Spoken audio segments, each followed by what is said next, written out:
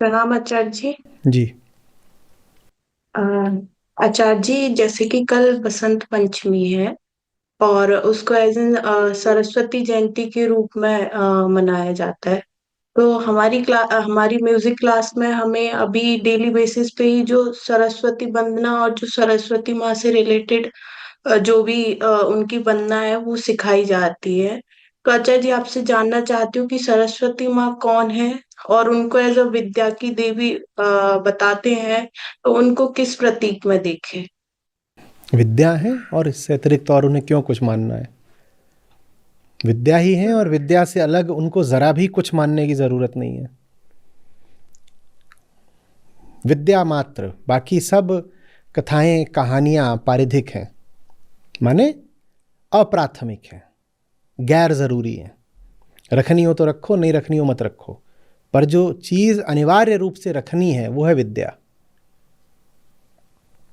विद्या तो जब तुम कहो देवी सरस्वती, सरस्वती या सरस्वती माँ, तो और कुछ भी मन में आना ही नहीं चाहिए विद्या के अलावा।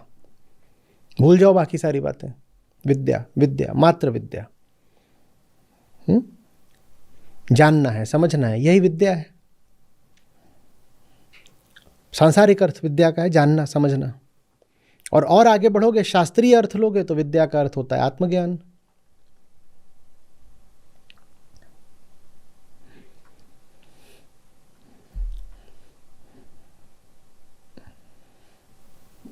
कुछ अटक रहा है क्या? तो जी, जैसे कि हमें एक छप जैसे हम कॉपी किताब या कलम कुछ भी हो तो उसको भी बोला जाता है कि अगर उसमें पैर लग गया वो विद्या है, उसको पैर नहीं मानना चाहिए। या फिर जैसे नवदुर्गा के टाइम पे आपने जो देवी का जो असली रूप है उस बारे में बताया था, तो मैं उसी संदर्भ में थोड़ा सा समझना चाहती हूँ कि वैसा ही कुछ होता है या फिर तब इसके अलावा। अब देवी सरस्वती हुँ? की बात हम दुर्गा सप्तशती में विस्तार से कर चुके हैं, ठीक है ना? प्रकृति का सतो गुणी रूप, तो वो ठीक है, वो एक अलग है। वो जब उतने विस्तार में बात करेंगे तो कर लेंगे। लेकिन जिस अर्थ में हम कहते हैं कि कॉपी विद्या है, पेन विद्या है, हम अखबार को भी विद्या बोल देते हैं, ठीक है? तो वो बात बस सांकेतिक नहीं होनी चाहिए। वहाँ इतने से इतिश्री नहीं हो जाती कि नीचे कॉपी गिर गई थी, उठाया और उसको ऐसे कर लिया। हालांकि अपने हाँ, आप में एक, मुझे नहीं लगता कि बुरा प्रशिक्षण है। ये अच्छी ही बात है, आप छोटे बच्चे को कह रहे हैं कि तुम्हारी कॉपी गिर गई है तो उठाओ तो उसके पाँव छू लो, इसमें कहीं से कोई बुराई नहीं है, ठीक है? लेकिन ये बात पूरी नहीं है। बुरी तो नहीं है पर पूरी भी नहीं है। पूरी बात यह है कि वो ये भी समझे कि मैंने उस किताब को ऐसे क्यों किया, क्यों। हम ये भी सिखाते हैं बच्चों को कि किसी को तुम्हारी अगर टांग लग जाए, तो उसको भी या तो ऐसे नमस्ते कर लो या उसको ऐसे कर लो कि गलती हो गई, आपको टांग मार दी। तो किसी भी जीव को आप अगर टांग से छू देते हो या पादुका प्रहार कर देते हो तो उससे क्षमा लेनी है, क्यों, ये समझाना भी ज़रूरी है। ये नहीं समझाओ तो फिर मामला बस कर्म कांड जैसा बन जाता है कि फलाना कर्म है, उसको एक क्रिया की तरह बस दोहराओ। कर्म सिर्फ तभी कर्म है जब उसके पीछे एक सचेत कर्ता हो। कर्म अगर एक यांत्रिक दोहराव है तो वो क्रिया भर है। अब क्रिया के तरीके से आप चाहे पूजा करो, वंदना करो, कुछ करो, उससे कोई लाभ नहीं होता है। तो विद्या का अर्थ क्या है ये सबको पता होना चाहिए। विद्या क्यों आवश्यक है, विद्या क्यों पूजनीय है, ये पता होना चाहिए। देवी को पूजना माने विद्या को पूजना। और ऐसे बहुत आपको मिलेंगे जो देवी को तो पूजते हैं पर विद्या को नहीं पूजते। उनके जीवन में विद्या के लिए कोई सम्मान नहीं है। ये कैसे आपने फिर करिश्मा कर दिखाया कि माँ सरस्वती, पर आपका जीवन देखें, व्यवहारिक रूप से आप जी कैसे रहे हैं, इसका अवलोकन करें तो पता चलता है कि विद्या को तो आप कोई सम्मान देते ही नहीं। हाँ, माँ सरस्वती को आप सम्मान देते हो, तो ये तो कोई सम्मान नहीं हुआ। और अगर आप विद्या को सम्मान देते हो तो समझ लो कि आपने सरस्वती को सम्मान दे दिया।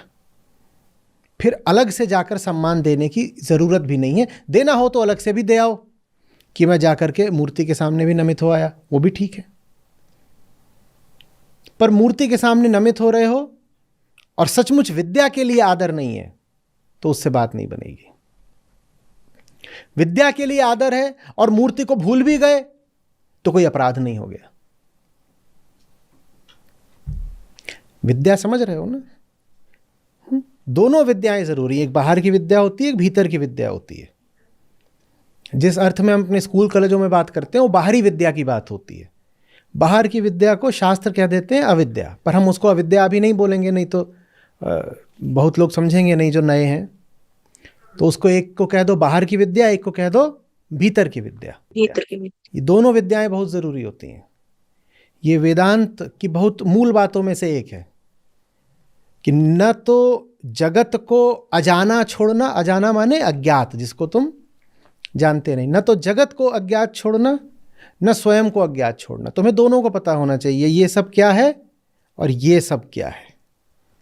वहां जो चल रहा है वो सब क्या है, यहां जो चल रहा है सब क्या है, और इन दोनों में आपस में संबंध क्या है। ये दोनों ही बातें पता होनी चाहिए। बाहर की विद्या भीतर की विद्या दोनों हो। उपनिषद कहते हैं जिसके पास ये दोनों ही होती हैं, बाहर की विद्या और भीतर की विद्या, वो मौत के डर से मुक्त हो जाता है और वो आनंदित होके अमरत्व का जीवन जीता है। माने जो सबसे मौज का, स्वतंत्रता का, मुक्ति का जीवन जिया जा सकता है वो वैसा हो जाता है जिसके पास दोनों विद्याएं होती हैं, अविद्या और विद्या। ये जिसने समझ लिया, समझ लो उसने माँ सरस्वती का सचमुच सम्मान कर लिया।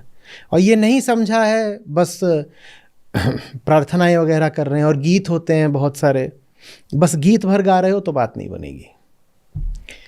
गीत का अर्थ कोई बोल या ध्वनि थोड़ी होता है, गीत से तो अर्थ आना चाहिए ना।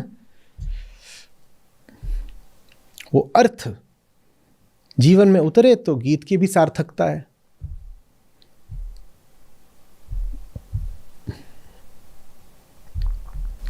हम असल में जो गुण होते हैं ना, मूर्त, उन पर ज़्यादा ध्यान देने लग जाते हैं।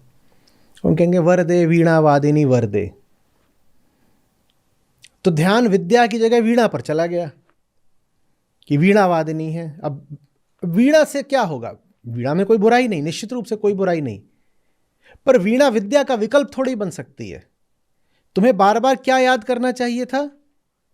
विद्या। और उसकी जगह तुम बार बार एक संगीतात्मक तरीके से क्या दोहरा रहे हो? वीणा। तो इससे तो कुछ नहीं होगा। और कोई कह रहा है कि अच्छा उनका वाहन क्या होता है ये पता होना चाहिए। कोई कह रहा है उनका और ब्रह्मा जी का रिश्ता क्या था, तुम्हें पता है? बड़ी खुफिया बात है। कोई उसको लेकर के कहानियां बता रहा है। इससे क्या होगा? बात तो विद्या की है।